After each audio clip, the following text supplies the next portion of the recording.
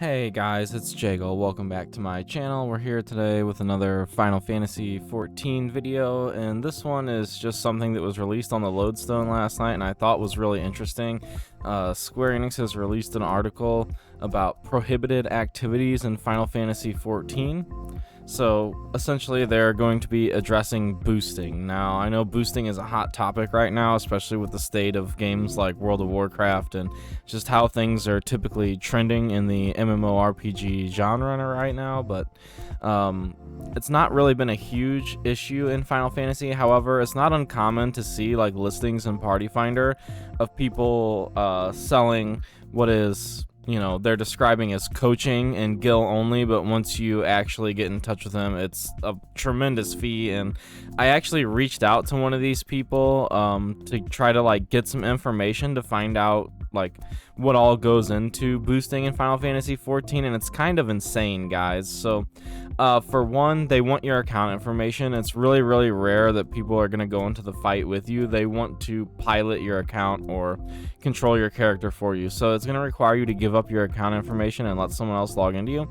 And typically the fees are really high. I know last year, like before unlock happened, E12S clears with loot were going for like $600. It was an insane amount of money. So I'm glad to see that they're taking action and prohibiting this, and it looks like they may be even like taking action against people doing it for gil. So let's take a look at what they have to say here today. All right, so this was released at 3 a.m. October 27th on the Lodestone, and it says, in order to ensure players can continue to safely enjoy their time in Final Fantasy XIV, we have made changes to the prohibited activities as well as the related account penalty policy. Follow the links below to view the updated documentation, and guys, I'll put a link to this in the chat so you can check it out if you want to. And it says, although we have not updated the Square Enix account terms of use, so that means the TOS has not changed. Final Fantasy XIV User Agreement or the Final Fantasy XIV Materials Usage License. We encourage players to take this opportunity to review and become familiarized with them once again. The following changes have been made. Prohibited activities in Final Fantasy XIV. Addition of 2 prohibited activities related to the Party Finder as countermeasures against vendors of real money trading. In response to RMT vendors repeatedly creating fraudulent recruitment listings in the Party Finder, the following 2 activities related to the Party Finder have been added to the list of prohibited activities. Reasons for the update. Until now, when we discovered fraudulent recruitment listings by RMT vendors in the Party Finder, we first investigated for RMT activity before issuing penalties. However, many of these listings directed users to external websites, like I said, Discord, meaning an extensive process was required to substantiate allegations of the RMT activity. So basically what they're saying is it was too hard to investigate it, because by the time they actually got a hold of these people and did all that work, you know, I mean, who knows what's going on. This meant these fraudulent listings were routinely visible on a daily basis, a situation which has persisted until now. Furthermore, as RMT vendors disregarded normal gameplay and are only concerned with RMT activity, many of their fraudulent recruitment listings were created in the duty roulette category of the Party Finder. Now, that's interesting because that is something you see a lot. They're always under duty roulette, which is weird because no one uses Party Finder for that really at all outside of this. But they do that because it's the first page that pops up when you open the Party Finder. So they're just trying to be seen. This meant that they were more prominently visible upon opening the Party Finder menu, like I just said, which became a major hindrance during normal gameplay. Although various methods were considered for resolving this issue, in the interest of taking swift action without requiring extensive investigations, we have deemed it necessary to prohibit the advertising of RMT services and the creation of recruitment listings in incorrect categories within the Party Finders. Actions which are routinely done by RMT vendors. So this means we can actually report people now for posting these, and action will be taken against them. So this is huge. It's a big win. We apologize for the relatively restrictive nature of these changes compared to how the Party Finder was being used until now, and appreciate your understanding. Below are details regarding the prohibited behaviors which have been added. So yeah, guys, basically what I just said, these people were displaying this stuff on the homepage of the Party Finder and selling it, like prefacing that it was guild only, or they were selling coaching, you know, in parentheses, coaching, but it's not. They're just selling clears. It's boosting. Okay, so let's go ahead and take a look at this. advertising offers to help clear content, earn loot, etc. via the Party Finder. It is prohibited to advertise using the Party Finder to offer help to clear duties or obtain items. To help people clear raid content or obtain items by having them join your party. A penalty will be issued if this act has been confirmed. So if you're found recruiting to help in order to give yourself some sort of financial gain, that's going to be a prohibited activity and you can get reported for that. The prohibits of the act of advertising such support and does not prohibit those asking for help themselves through the Party Finder. So basically what they're saying, it's okay to put up a Party Finder and offer a reward for your help, not real money. Let's preface that.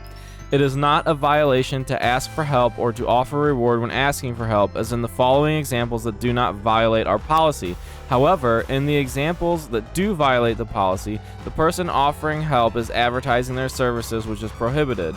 Examples of violations: selling duty clear for 1 million gil. So selling clears for gil, or selling clear and or offering the associated rewards from the content. Join for more info/detail. So that's basically baiting people into RMT. Examples of non-violations would be descriptions like, I'm new, can anyone help me clear? Help me clear and I'll pay you 1 million gil. I'd like to get some items from this duty. We'll pay 1 million gil if I can get it. Now, this is something that's completely different. It's something that I've actually done before. I have an FC group that I'm teaching Uwu to, and I needed to get some of them through Kefka so we could do the fight, and I didn't have people online to run it with us. So I put a PF and I said, hey, come help us clear Kefka for my FC mates and I'll pay you 1 million gil each. I had 2 people come in, they helped us out, we pulled it, cleared it, I gave them gil, everybody went on their way, they spent their time to help me out, I spent a little bit of gil, no harm, right? So that kind of stuff is totally okay. Please note that Square Enix may conduct investigations and issue a penalty in its discretion, even if a report has not been filed. So even if you don't get reported and they see this, they may still investigate it. So this is putting like a huge damper on boosting, and it's pretty cool to see them take action against us when so many other people are complaining about it in other games. Alright, then we have other solicitations that fall far outside of the intended purpose of the Party Finder. The main purpose of the Party Finder is to recruit members to participate in content. Any recruitment listing that does not match its intended category is prohibited. The other category is intended for recruiting players to participate in content that is not listed in the listed categories.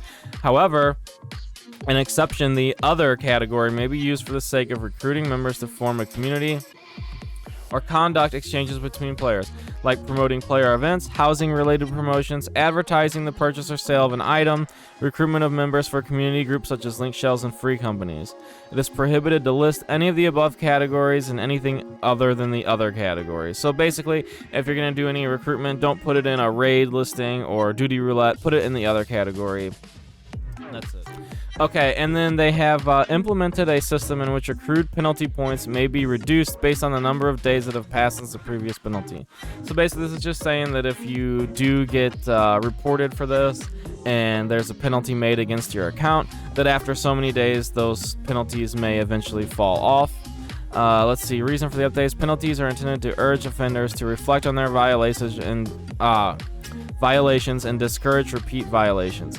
However, we have confirmed cases where the permanence of past penalties instead led offenders to commit subsequent violations. For example, vendors might... Reasons for the update. Penalties are intended to urge offenders to reflect on their violations and discourage repeat violations. However, we have confirmed cases where the permanence of past penalties instead led offenders to commit subsequent violations. For example, offenders might think penalties won't go away anyway, so I might as well just keep doing it. So this is kind of good too.